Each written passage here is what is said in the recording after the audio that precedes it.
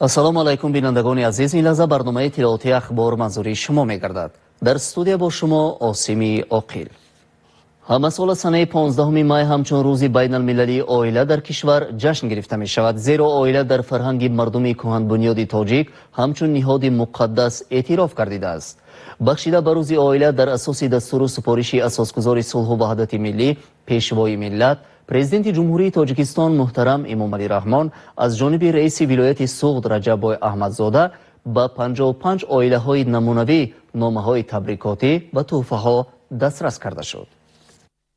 در روز عائله رئیس ولایت سوغد رجب احمدزاده در شهر خوجند زنی نامدار کشور سابقه دار مهنت بهاجل رحیمова را عیادت نمود. قابل ذکر است که بهاجل رحیمова با زندگی نامه عبرت آموز و مهنت صافدلانه خویش نمونه عبرت نسل جوانان می باشد و در آبادی دیار و وطن عزیز خود سهم ارزنده گذاشته است. رئیس ولایت سوغد رجب احمدزاده از نام حکومت جمهوری تاجیکستان بهاجل رحیمова و عائله‌اش را با روز عائله تهنیت نموده برای سلامتی و روزگاری خوش را تمنا نمود. ضمن صحبت تاکید گردید که خدمت‌های صافدلانه و فداکارانه چنین مادران نکونام از جانب دولت و حکومت پیوسته قدردانی کرده می شود. بهاجل رحیمова یکی از زنان موفق کشور هم در عائله و هم در فعالیت دانسته می شود. امروز روز بین الخلقی روز عائله است. البته این برای تمام مردمی وطن ما، برای همه عائله ها این پیش از همه عید است. ماه ایول به 54 سال می شد که ما با همسرم زندگانی میکنیم. شکرانه من یک جای ما و در تمام حیات ما کوشش کردیم که یک دیگر به اعتقاد کنیم، باوری اظهار کنیم و دست به دست، کتف به کتف همه معماهایی که به سر عائله آمد گذرانده استادیم و البته مسئولیت عائله هم در تربیه هم در آینده نسل نورست و من متحد شدن گرد دولت و حکومت و رئیس جمهوری تاجیکستان و پرزیدنت معظم ما. البته این چیزا اولین درجه هست. میخواستم که با این ایده عائله تمام مردم تاجیکستان تبریک گویم و دعا میکنم همچون مادر همچون بیبی کلان که خداوند کریم الهیم همه کما و خدا تنی صحت دهد. این وبای اصل تستر پشت سری ما شود. توجه به غمخوری ظاهر نمودن نسبت سابقه داران مهنت که در محور سیاست انسان پرورانه پرزیدنت مملکت قرار دارد، بار دیگر از آن گواهی می‌دهد که حکومت جمهوری تاجیکستان فعالیت پرثمر هر یک نفر شخصی وطن دوست را قدردانی می‌کند و این تصمیم برای تربیت نسل نورست در راهی وطن دوستی و خویشتن شناسی مساعدت می‌کند. همچنین در این روز سابقه دار مهنت مغفرت طاهرova از جانب رئیس ولایت سوغد رجب احمدزاده و دیداربینی فرا گرفته شد. عائله مغفرت طاهرova در محله مسجد سرخ شهر خوجند یکی از عائله‌های نمونه‌ای دانسته می‌شود. موصوف سال‌های طولانی سروری خانه اکت نیکای شهر خوجند را در عهده داشت و این حال در احاطه 4 فرزند 12 نبیره زندگی می‌کند. واقعاً هم عائله در فرهنگ مردمی کهن بنیاد تاجیک همچون نهاد مقدس اعتراف گردیده است. بهترین ارزش‌های انسانی از قبیل محبت و صداقت، صمیمیت و وفاداری و همدیگر فهمی و تحملگرایی محض در عائله دیده می‌شود و برای فرزندان حیات و زندگی یک جای پدر و مادر که 47 سال را در بر می‌گیرد نمونه عبرت است. امروز در چنین یک روز خاطرمان، روز بین الخلقی عید عائله، رئیس محترم و همین حولی خاکسارانه ما تشریف آوردند. من البته خوشبخت از آنم که امروز صاحب من 12 نویره، 4 فرزند، 1 داماد و 3 کیلین و 1 عبیره هستم. البته این حاصل عمری ما، همراه من شوهرم بی‌پوچوی و همیشه با فرزندانم در همین روزها بیشتر ما که با همدیگر در خانه هستیم و آنها به نویره هایم تلقین می‌نمایند که آنها پر صبر و طاقت باشند. در عائله باید احترام یکدیگر را همیشه به جا آورند، زیرا که از همین نیروی پیشبرنده جامعه این مستحکمی عائله ما باشد. اگر عائله پایدار استوار باشد، البته جامعه ما هم پایدار میگردد و شکست ناپذیر میگردد. آمده ما را تبریک نمودند و از این بسیار عائله من از نام شخصا خودم و از نام اهل عائله‌مان، از نام فرزندانم، تمام اهل خانواده‌ام، البته من مینداری خویش را اظهار می‌نمایم. واقعا هم عائله مکتب اولین است که انسان در آن تربیت میگیرد، دانش و ملکه روزگارداری را از خود میکند، همزیستی با اطرافیان را می‌آموزد و همچنین فرزندان همه روزه در این دبستانی که آموزگارانشان پدر و مادر میباشند تعلیم میگیرند. مقامات اجرایی حاکمیت دولتی ولایت با استقبال از اقدام دولت و حکومت تاجیکستان جهت تحکیم عائله بخصوص عائله‌های جوان ترغیب و تشویق طرز حیات سالم سفربری اهل جامعه به بنیادکاری و سازندگی تدبیرهای مشخص می‌اندیشد.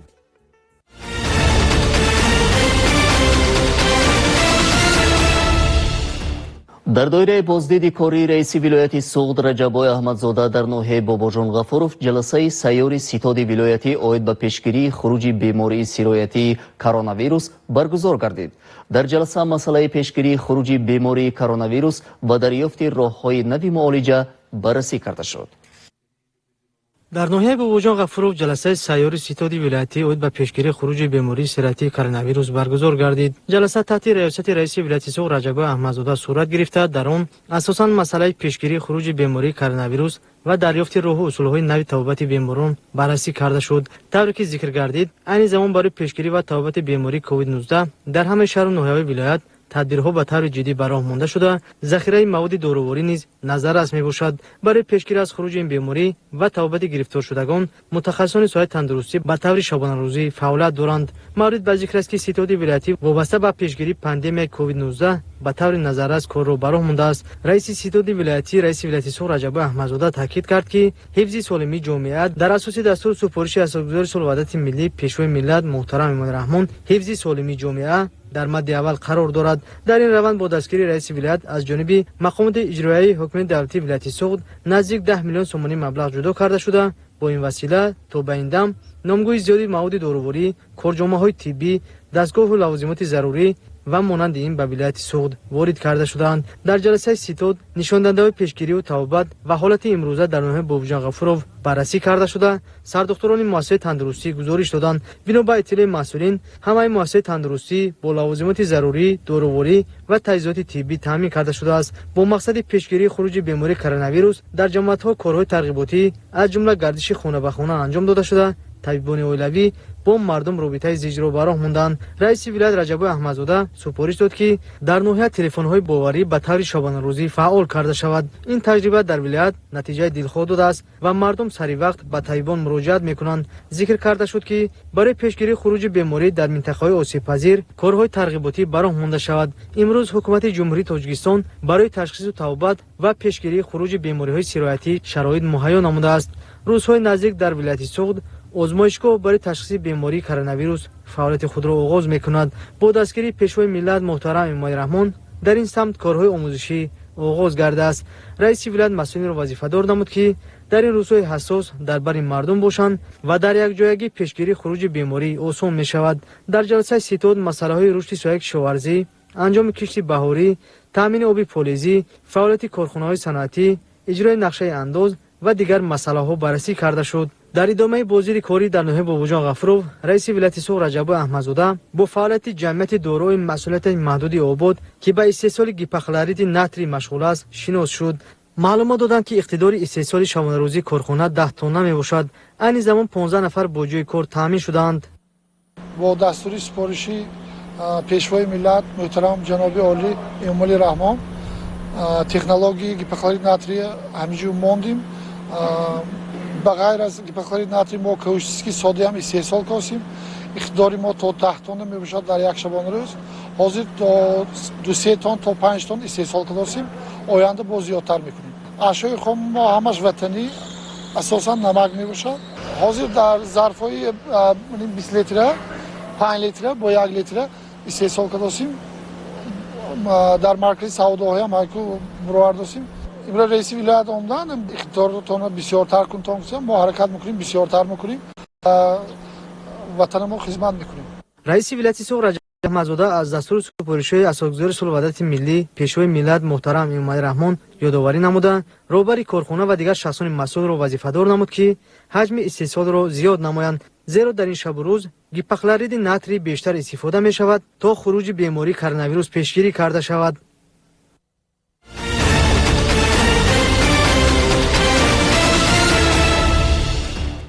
رئیس ولایت سوغد رجب احمدزاده با کارمندان مرکزی سلامتی به نام رستم تیمیروف جماعت دهاتی اونجی نوحه باباجان غفوروف ملاقات نموده سهم آنها را در پیشگیری خروج بیماری سرایتی کرونا ویروس مهم ارزیابی نمود. تفصیلات بیشتر در گزارشی همکاران ما.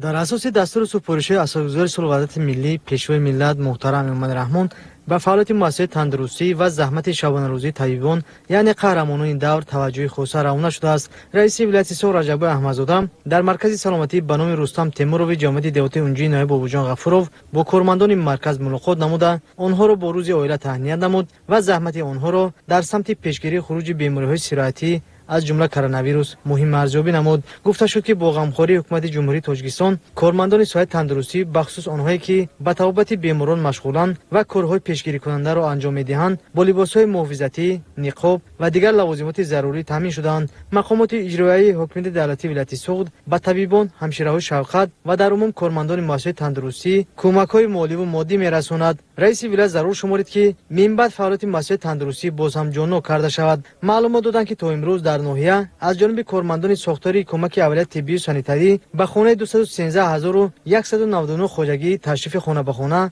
انجام داده شده. کارهای فرماندهی و توبتی منتظم گذرانده می شود. گفته شد که از جانب کارمندان ساحه روز 3 مرتبه گردش خانه به خانه انجام داده می شود. در مرکز شبکه‌های کمکی اولیه طبی سانیتری نوحه باباجان غفوروف یکی از وظیفه‌های اساسی خود بهر این پیشگیری کارهای یعنی که پیشگیری کننده رو برده ایستادند. مثلا کارمندان ساحه شبکه کمکی اولیه طبی سانیتری این زیاده از 1468 نفر رو تشکیل داده. 248 نفر طبیبان، از این 88 نفر دکتران طب اولیوی، از 1221 نفر همشیره‌های طب، 486 نفر همشیره‌های طب یعنی فعالیت برده ایستادند که با فرمایش و ستاد دائم عمل کننده ما روزهای کاری خود رو یعنی که 2 ساعت در قبول 7 ساعت در گردش های خانگی گذرانده ایستادیم که این یعنی که گردش خانگی دریافتی بیماری ها اینچنین بغیر از دریافتی بیماری ها در خانه تبابت خانگی را در بر میگیرد. ضمن صحبت رئیس ولایت اظهار داشت که سلامتی طبیبان باید حفظ کرده شود زیرا آنها در سالم نگاه داشتن جامعه سهم ارزنده میگذارند. من بعد هر یک مرکز سلامتی با نقلیات مخصوص تامین کرده می شود و کارمندان مرکزها هنگام گردش خانه به خانه آن را استفاده می کنند. تاکید کرده شد که اهالی باید توصیه طبیبان را رعایت نموده در سمت سالم نگاه داشتن خود و اطرافیان مسئولیت حس نمایند. ما امروز وظیفه خود را با گردش خانه به محله ها رفته با پرستاران همین مرکز کارهای فهماندهی اجرا میکنیم و از اهالی که در اینجا استقامت میکنن سلامتیشون با خبر شده میستیم. برای پیشروی این کار ما تلفن های و دادگی همین مرکز با کار میکردگی دکتران پرستاران تلفنشون به هر عائله مانده میبیاییم که اگر لازم شد به ما زنگ زنند و ما یاری خود را رسانیم. ما منتداری خود را به پیشوای ملت و رئیس ولایت اظهار میکنیم که با موادهای آنتیسپتیکی و لباسی کاری ما را تامین کردند و وظیفه خود را اجرا میکنیم. در نوحه باباجان غفوروف تقریبا 400,000 نفر اهالی عمر به سر میبرد. به اهالی بسیار هزار نفره 450 نفر دکتران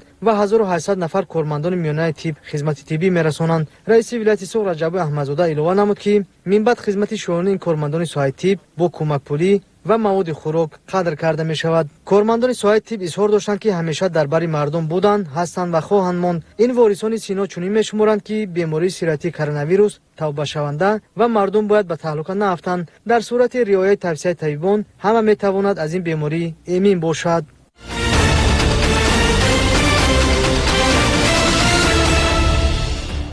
در جماعت دهات زرزمین نوحه باباجان غفوروف مساحت عمومی زمین‌های نزد حولگی 206 گکتار بوده، در بیش از 40 گکتاری آن پمیدور کشت کرده شده است. رئیس ولایت سوغد رجب احمدزاده با فعالیت عائله اسدالله حبیب‌اللهیف شناس شد که در سمت عاقلانه استفاده نمودن زمین نزد حولگی تجربه بای دارند.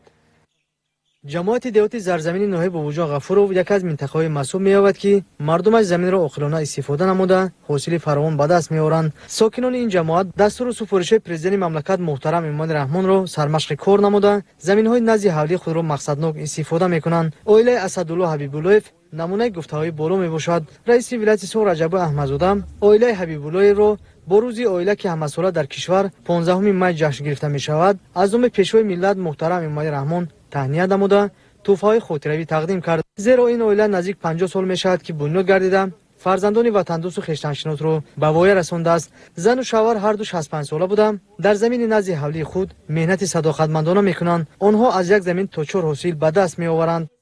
یک سال بعد با فصل 3-4 حاصل گرفته ایستادیم. این ما و همین خیلی امکان می‌دهد که روز زندگی ما بهتر کرده ایستاده برآوردگی محصولات‌های بادرینگ و پمیدار را بازار با فروخته روز زندگی خود ما بهتر کرده ایستادیم. پیش حوالی زمین ما همش 5 ساعت کارم از و 1 ساعتش درخت میوه‌دار 2 ساعت بادرینگ 2 ساعت پمیدار کشکرگی ما 1000 بیخ پمیدار 1000 بیخ بادرینگ از وای ما الکی سر اپریل شده بادرینگ برآوردیم من فروخته استادیم.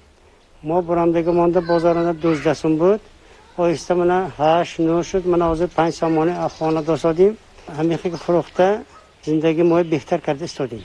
رئیس ولایت سوغد رجب احمدزاده به نتیجه مهنت این اویله بهای بلند داد زیرا آنها در زمین نزد حولی خود بادرینگ پمیدار پرورش نموده حاصل فراوان به دست می‌آورند.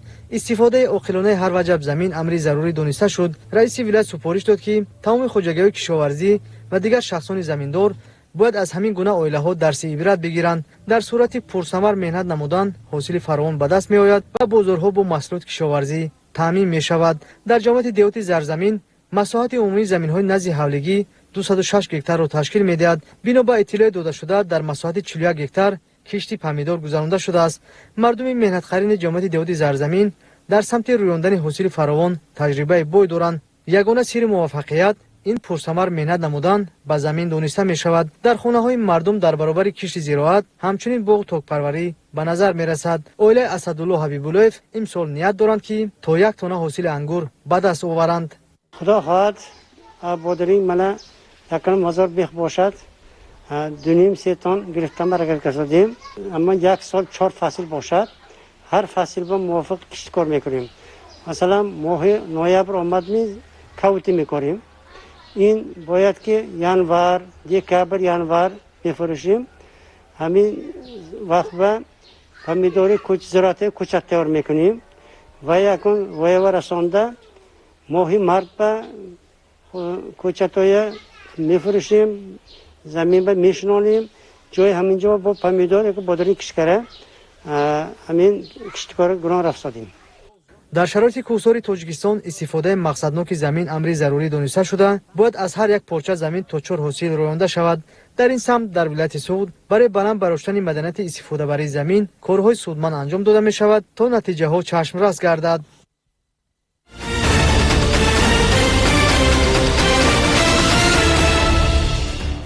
رئیس ولایت سوغد رجب احمدزاده با مقصد آگاهی پیدا نمودن از وضع پیشگیری خروج بیماری سرایت کرونا ویروس، وسعت کارهای کشت بهاری، روند کارهای سازندگی و بنیادکاری به افتخار 30 سالگی استقلالیت دولتی جمهوری تاجیکستان با رئیسان یک قطار شهر و نواحی صحبت تلفنی انجام داد.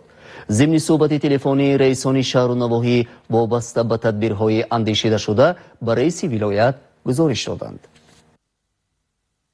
رئیس ولایت سوغد رجب احمدزاده وابسته به وضع پیشگیری پنجشوی بیماری‌های سرایتی از جمله بیماری کرونا ویروس کووید 19 روند کشت و کار بهاری وسعت کارهای سازندگی و آبادانی به افتخار 30 سالگی استقلالیت دولتی جمهوری تاجیکستان با رئیسان شهر و ناحیه‌های عینی دیبشتیج و شهرستان صحبت تلفنی انجام داد. ضمن صحبت با رئیس ولایت سوغد رجب احمدزاده رئیس ناحیه عینی تاکید کرد که عین زمان امکانات ضروری برای مبارزه بر ضد بیماری‌های سرایتی و کشت و پرورش маҳсулотҳои кишоварзӣ фароҳам мебошад. дар самти таъмини амнияти озуқаворӣ, дастрасии сокинон ба маводи аввалия, назорати танзими нархҳо тамоми чораҳо андешида шудааст ва корхонаҳои истеҳсоливу кӯҳии металлургӣ бозорҳо бо риояи қоидаҳои беҳдошти мунтазам фаъолият доранд. раиси вилоят дастур дод ки бояд ба масъалаҳои пешгирии хуруҷи бемории COVID-19, тақвияти корҳои фаҳмондадиҳӣ, назорати босифати хизматрасонии тиббӣ, иҷрои корҳои безараргардонӣ дар маҳалҳо ва биноҳои баландошонаи шаҳр тадбирҳои судманд андешида шавад. дар ин самт раиси ноҳияи айнӣ баён дошт ки ситоди ноҳиявӣ оид ба пешгирии бемории COVID-19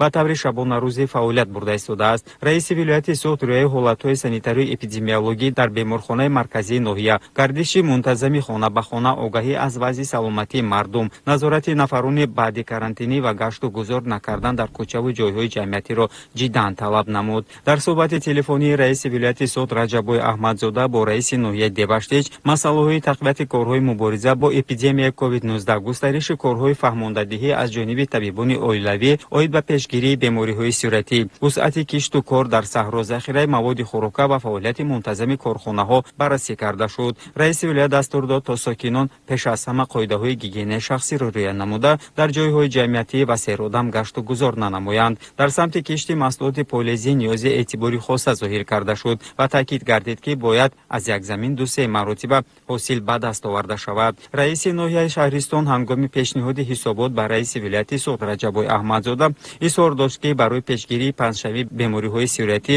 ба монанди коронавируси нави COVID-19 дар ҳудуди ноҳия тадбирҳои судманд андешида шудааст. раиси вилояти Сугд Раҷабой Аҳмадзода дастур дод ки ба масъалаҳои пурзур намудани корҳои фаҳмондадиҳӣ дар байни аҳолӣ бо иштироки табибони оилавӣ, фаъолону намояндагони мақомоти маҳаллӣ ва дигар шахсони марбута барои пешгирии хуруҷи бемории коронавирус таваҷҷӯҳи иловагӣ равона карда шавад. дар ҷараёни гуфтугӯи телефонии раиси вилоят дастуру супоришҳои асосгузори сулҳу ваҳдати миллӣ, пешвои миллат муҳтарам Эмомалӣ Раҳмонро ба раисони шаҳру навоҳии айнӣ, масҷои кӯҳи Дебаштич, шаҳристон ва дигар минтақаҳои вилоят расонида баён дошт ки барои иҷрои он масъулин бояд ҳамаҷониба кӯшиш ба харҷ диҳанд. раиси вилоят ҳамчунин қайд намуд ки дар баробари табибони оилавӣ ҳамчунин раисони ҷамоатҳо гардиши хонагиро ба роҳ монда баҳри солимии ҷомеа саҳмгузор бошанд. раиси вилоят ба раисони шаҳру ноҳияҳои вилоят дастур дод ки барои таъмини аҳолӣ бо маҳсулоти хушсифати кишоварзӣ, дурнамои кишти картошка ва дигар маҳсулотҳои кишоварзӣ саривақте иҷро карда шавад. ҳамчунин ба масъулин супориш дод ки нарху наво дар бозорҳо зери назорат гирифта шавад. раиси вилоят ҳамчунин қайд намуд ки бо дастуру супоришҳои пешвои муаззами миллат ба оилаҳои ниёзманд кӯмаки пулӣ ва маҳсулоти озуқаворӣ тақсим карда шавад. раиси вилоят Раҷабой Аҳмадзода ба таври қатъӣ дастур дод ки бояд ситодҳои таъсисдода ба таври шабонарӯзӣ кор кунанд ва дар назди мақомотҳои иҷроии ҳокимияти давлатии шаҳру ноҳияҳо телефонҳои боварӣ ташкил карда шавад. воқеан имрӯз сарвари давлат муҳтарам Эмомалӣ Раҳмон, раиси вилояти Сугд Раҷабой Аҳмадзода, кулли кормандони соҳаи тиб ба таври шабонарӯзӣ кор карда истоданд. дар ин самт сокинон низ бояд маърифати баланди шаҳрвандии худро истифода бурда ба муқобили ин вабои аср дастаҷамона мубориза баранд. албатта мардуми соҳиб хибрату бо фарҳанги тоҷик бо риояи қоидаҳои муайяншудаи тиббӣ, эҳсоси ватандӯстӣ ва нерӯи бузурги ҷисмонӣ ин бемории суръатиро пушти сар менамояд, зеро бемории мазкур табобашаванда мебошад.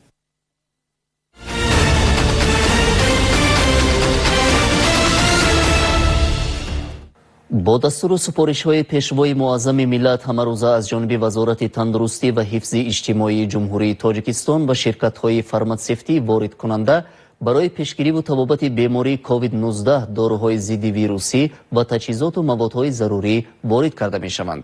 ҷамъияти дорои масъулияташ маҳдуди уфуқ ки бо вориди доруҳо машғул мебошад, бо супориши мақомоти иҷроияи ҳокимияти давлатии вилояти Сугд номгӯи зиёди доруҳоро ба вилоят ворид намуд. гузориши ҳамкоронамон аз миқдори тақсимоти доруҳои воридшуда маълумот медиҳад.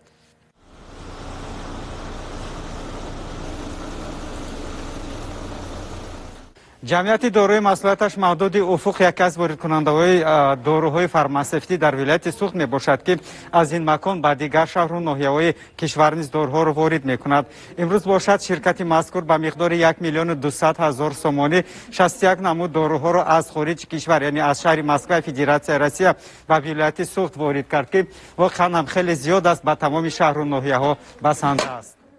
Парацетамол, арбидол, анаферон, витамин С, кислотаи аскорбини, рибоксин, циклоферон, тромбаз, умуман 61 намуд доруҳоро кормандони ширкати ҷДММ уфуқ аз мошини боркашоне ки аз Федератсия Россия ба Тоҷикистон доруҳоро овардааст ба анбор ворид мекунанд. Номгӯи доруҳо хеле зиёд аст ва ин миқдор доруҳои воридшуда албатта метавонад пешгирӣ кунад болоравии нархи чунин маводҳоро дар дорухонаҳо. Ҳар як намуди доруҳо ду намуд, яъне ҳам барои калонсолону ҳам барои кӯдакону наврасон. Ба гуфти директори ширкати уфуқ Олимҷон Дадаҷонов, ҳамаи доруҳо дорои сертификати сифати кишвари истеҳсолкунанда мебошанд. баъди ворид кардан ба анбор мутахассисони раисати хадамоти назорати тандурустӣ дар вилояти Сугд бори дигар доруҳои воридшударо аз озмоишгоҳ гузаронда сертификати сифат медиҳанд. баъд иҷозати тақсимот ба минтақаҳои муайян шуда.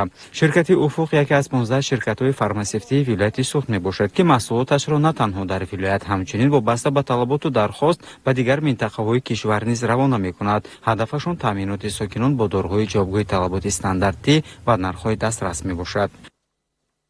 ҷДММ уфуқ бо дастуру сипоришҳои пешвои миллат ва раиси вилояти Сугд тасмим гирифт ки аз ҷумҳурии Россия ба Тоҷикистон доруҳои зидди вирусӣ ки барои пешгирӣ ва табобат намудани касалиҳои коронавирус ба Тоҷикистон ворид намояд ки ин ҳами дорувориҳо дорои сертификат мебошад ва доруҳо зиёд мебошанд ва рӯзҳои наздик боз ба ҷумҳурии мо ворид мешаванд. бо сипориши раиси вилоят ба тамоми ноҳияҳо тақсим карда мешавад. маҳлулҳои дохили воридии рингеру глюкоза, декстроза, натрий хлориан, бирин, левофлоксацин низ хеле зиёд аст. ба гуфти роҳбари ширкати мазкур, ин маротибаи аввал нест ки дар давраи сарзадани бемории COVID-19 ба кишвар доруҳои зидди вирусиву гуногунро ворид мекунанд. баъди воридоту ҳуҷҷатгузорӣ бо супориши раиси вилояти Сугд вобаста ба шумораи беморону аҳолии шаҳру ноҳияҳои вилоят тақсимот карда мешавад. ин навбат ширкати уфуқ ба маблағи 1 миллиону 200 ҳазор сомонӣ доруҳои гуногунро ки бештарашон барои табобату пешгирии бемории коронавирус мебошад ворид намуданд ва ният доранд рӯзҳои наздик боз ҳам доруҳои дорои сертификати сифатро ворид карда бошанд. айни замон дар анборҳои ширкати мазкур бештар аз 200 намуд доруҳои гуногун аст ки ҳамарӯза ба минтақаҳо интиқол дода мешавад. дар вилояти Сугд 15 ширкати воридкунандаи доруҳои фармасевтӣ мебошад ки бо дастуру сипоришҳои сарвари давлат ва раиси вилояти Сугд Раҷабой Аҳмадзода ҳамарӯза доруҳоро ба вилоят ворид карда баъдан бошад ба шаҳру ноҳияҳо тақсим карда мешавад ки ҳадаф пешгирӣ ва табобати бемориҳои вирусӣ ва дигар бемориҳои ҳамрадиф мебошад. гузориши Қудратло Раҳматуллоев, Дилшод Ғаниев, махсус барои барномаи иттилоъоти Ахбор.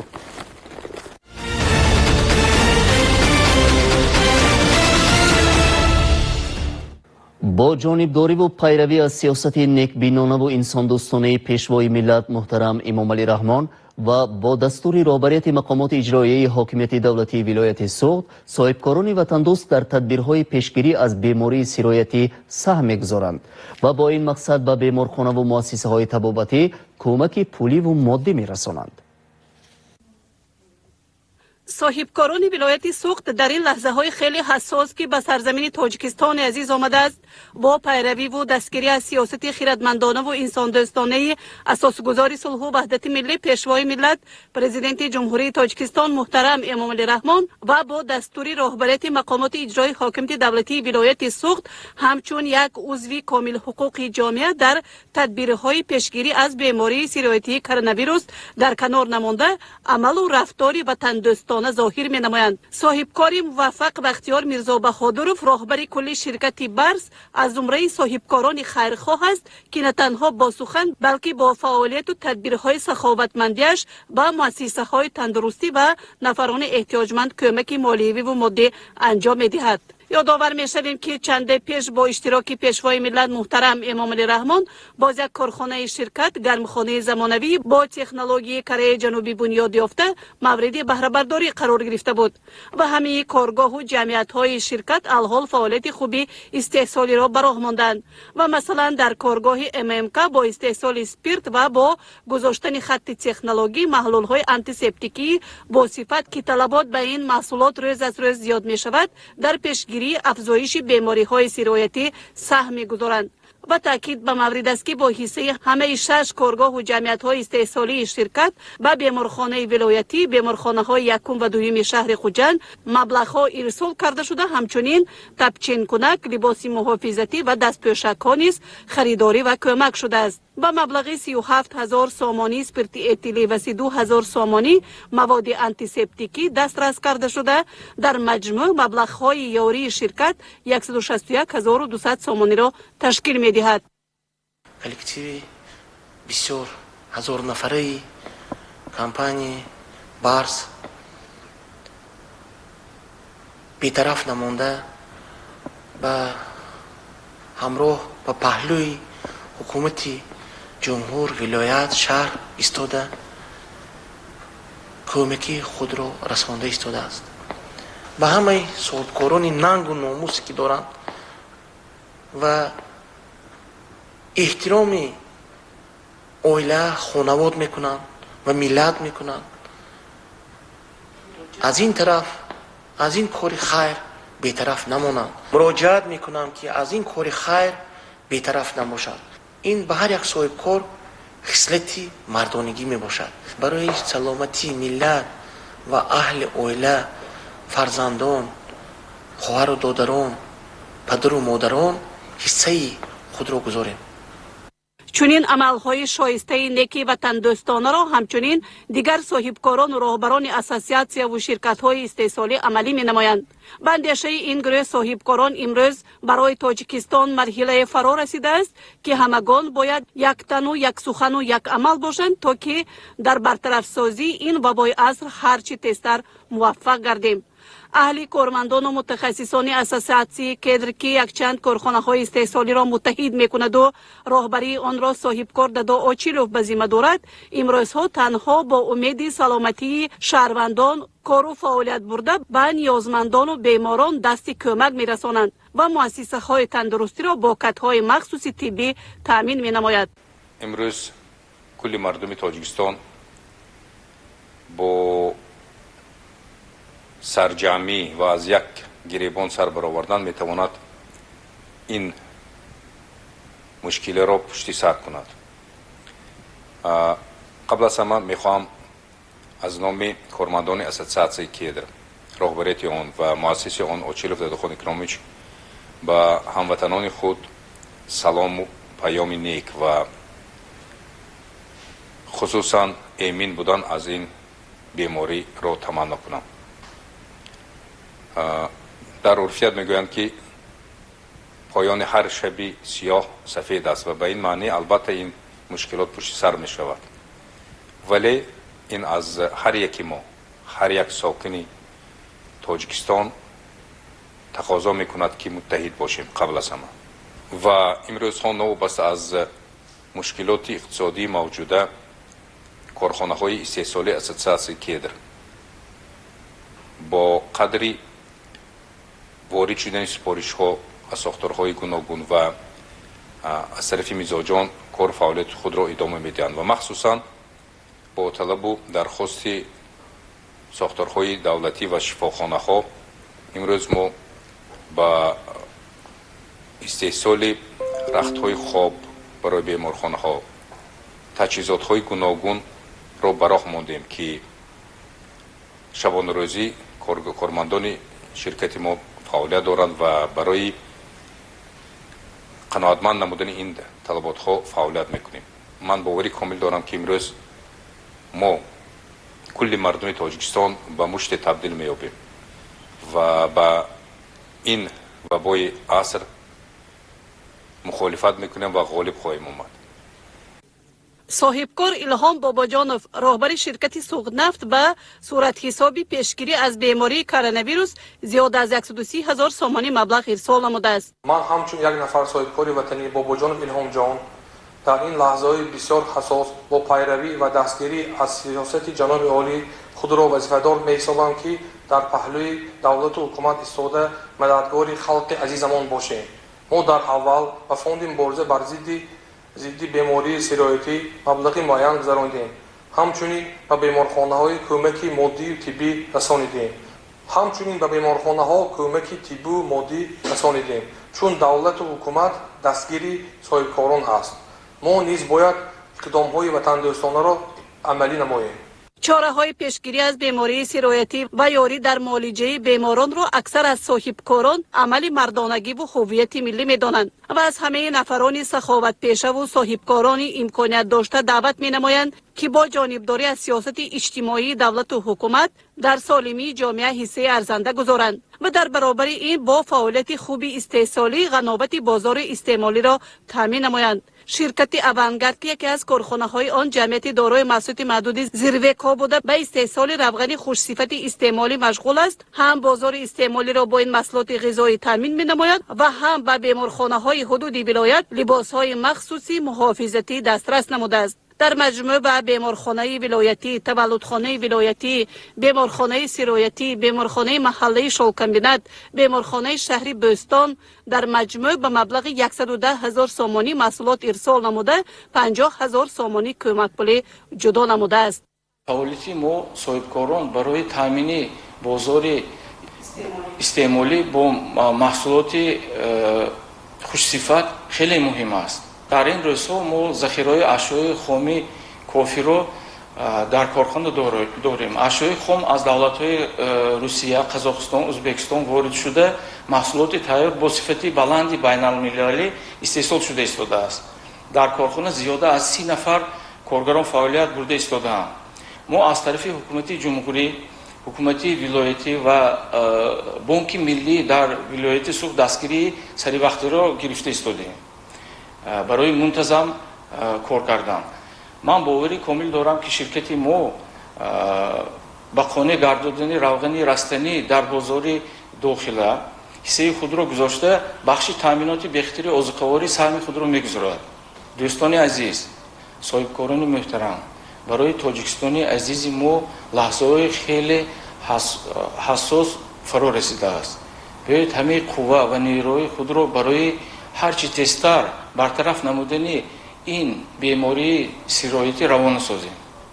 خصلت‌های نجیب و شایسته صاحبکاران ولایت سوخت باعث دستگیری و تحسین است، زیرا اکثر از آنها از روی گفته‌های چه عضو به درد آورد روزگار دیگر عضوها را نماند قرار عمل نموده، چنین تدبیرهای خیر و ثواب را پیوسته به راه ماندنی‌اند.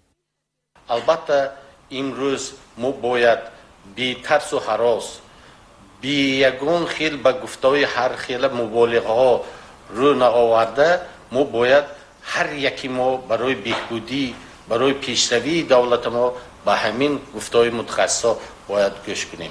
البته ما موفق میشیم در آن حالتی که از توی دل مبارزه برای بر ضد این کسلی بریم. اگر امروز هر یک صاحبکار وطنی باید با عمل خود اثبات کند که به وطن، به خلق خود چیکار کرده است.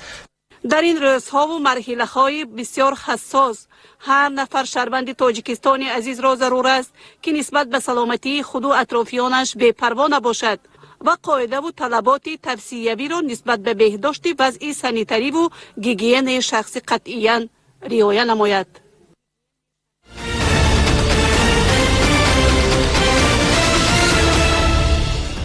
حاصل کارتوشکای نوحه عینی و کوهستان مسچوه بر وقتی نبوده اساساً برای ذخیره زمستان موافق است. از سبب سلقین بودن هوا در این منطقه ها کشتی کارتوشکا تا سنه 1 ایون ادامه می‌یابد. امسال در نوحه عینی در مساحت 1020 هکتار کارتوشکا کشت کرده می شود که این نظر به سال گذشته 240 هکتار زیاد است. ساکنان ناحیه عینی اساساً از حساب کشاورزی و چرواداری روزگاری خود را به پیش میبرند. اقلیم این ناحیه برای پرورش کارتوشکا بسیار مساعد میباشد. امسال باید در ناحیه عینی در همه شکل‌های خواجگی‌داری از جمله خواجگی‌های کشاورزی و زمین‌های نزد حولیگی اهالی در میدان 1020 هکتار کارتوشکا کشت کرده شود که این از سال گذشته 240 هکتار زیاد میباشد. تا امروز در خواجگی‌های کشاورزی و زمین‌های نزد حولیگی اهالی 759 هکتار کارتوشکا کشت کرده شده است که به حساب میانه در یک روز 14-16 هکتار را تشکیل می‌دهد. حاضر وقتی کارتوشکا شنونی موسم کارتوشکا شنونی رفته ایستاده است. همین زمینی که ما به هست 16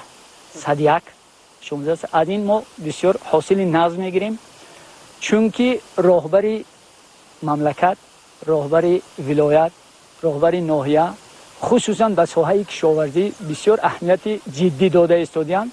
خوبی کار در همین است که زمین را به دهقان دادند. انا مردم دهقان حرکت میکند که زمین را ثمرناک استفاده برند، چون که از پشتی زمین هم حاصل نظم میگیرند، زندگیشان خوب میشود. بر ضمن این بازار را از سبزیجات و میوه پوره تامین میکنند که این یکی از دستاوردهای بهترین برای دهقانان میباشد. حاصل کارتوشکای نوحه عینی بروقتی نبوده اساساً برای ذخیره زمستان میباشد. در بلندکوه‌ها و منطقه‌هایی که امکاناتی با تکنیک شودگار و کشت کردن نیست، از جفت گاو استفاده برده می شود که این خدمت رسانی ارزان می باشد.